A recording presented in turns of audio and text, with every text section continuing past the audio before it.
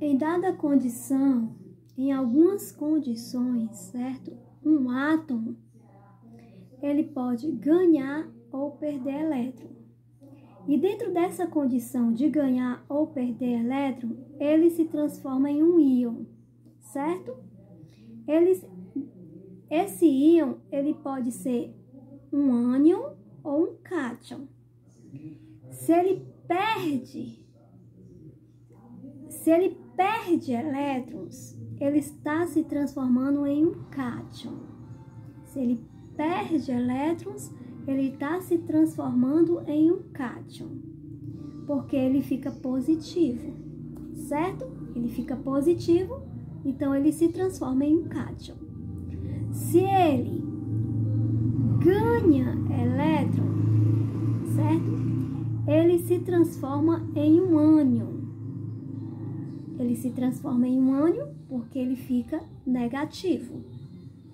Veja, essa questão de positividade e negatividade tem a ver com o número de prótons que fica maior ou menor com relação ao elétron. Então, se ele perde elétrons, ele vai ficar positivo. Então, ele vai se transformar em um cátion. Se ele ganha elétrons, ele vai ficar negativo.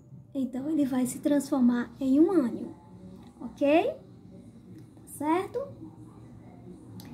E o átomo também, existe o quê? Uma representação do número atômico em Z. Certo? Nós representamos o número atômico do átomo pela letra Z. O número atômico do átomo, ele representa as propriedades do átomo, seu número atômico. Identifica a propriedade do átomo. Seu número atômico identifica a propriedade do átomo.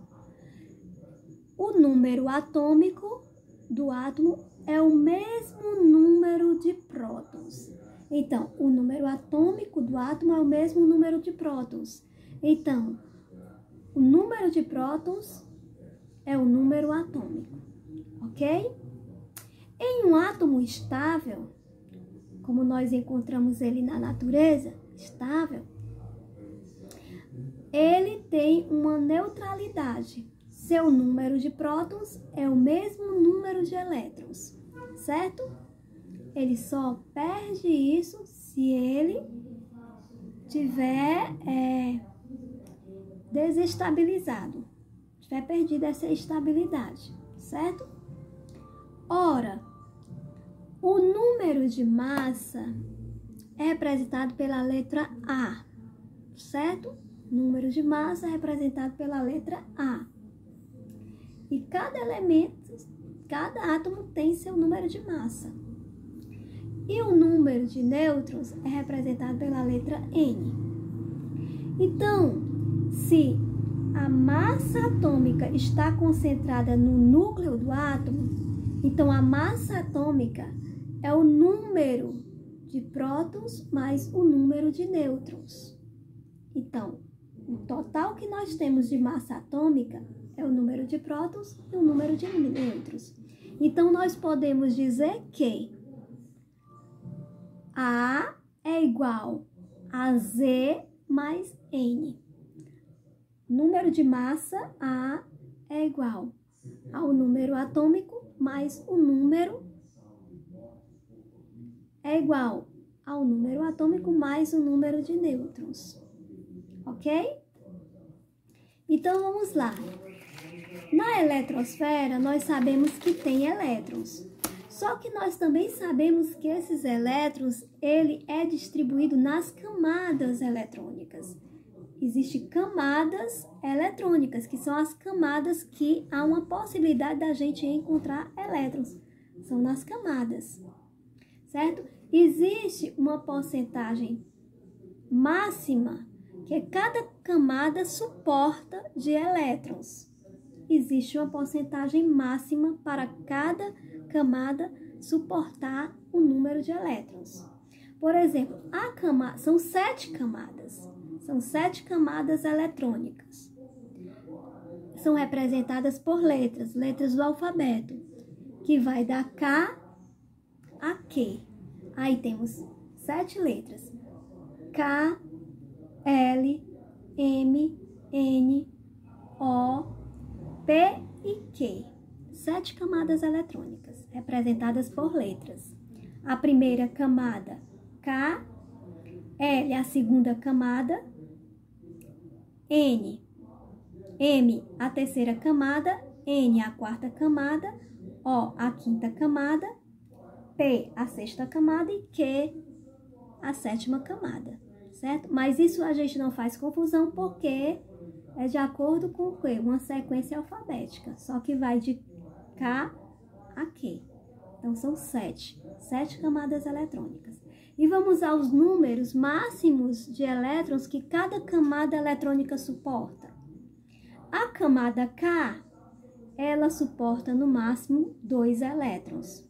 Então, um dado átomo que possui a camada K, nessa camada, ela vai ter no máximo 2 elétrons, porque ela só suporta 2 elétrons. A camada L suporta 8 elétrons no máximo. A camada M suporta 18 elétrons no máximo. A camada N suporta 32 elétrons. A camada O também suporta 32 elétrons. A camada P suporta 18 elétrons. E a camada Q suporta 8 elétrons. Então, esse número que cada camada suporta são números que vocês têm que aprender. O número que cada camada suporta. Só que nem todos os átomos têm todas as camadas. Por quê, professora? Porque a distribuição eletrônica depende do número de elétrons que cada átomo tem. Cada átomo vai ter seu número de elétrons, mas esses elétrons vão estar distribuídos nas camadas eletrônicas. E como cada camada eletrônica tem um número máximo de elétrons que suporta, então esses elétrons a gente pode fazer uma distribuição para saber as possibilidades de elétrons que nós vamos encontrar em determinadas camadas que o átomo tem, certo? Ok? Aí eu vou mostrar aqui um exemplozinho para você, que é o do Célsius, que é o mesmo exemplo que a gente tem no nosso livro, tá certo? Essa distribuição, ela tem uma forma de proceder, essa distribuição desses elétrons. Por que, professora, tem uma forma de proceder? Porque a última camada, ela não pode ter mais que 8 elétrons. Não pode ter mais que 8 elétrons. Então, a gente vai distribuindo o elétron conforme o total de elétrons que cada camada suporta, porém, a gente vai fazendo essa distribuição observando sempre e mantendo em mente sempre que na última camada não pode ter mais que 8 elétrons. Essa regra se chama regra do octeto, certo? Ok? Vamos distribuir aí, ó. Vamos fazer a distribuição eletrônica agora, né? Aí com vocês, mostrando aqui do lado do Célsius, que tem 55 elétrons, certo? Aí a gente vai fazendo camada por camada essa distribuição. Aí a gente vai vendo as camadas que existem no Célsius e também a distribuição de elétrons por camada. Ok?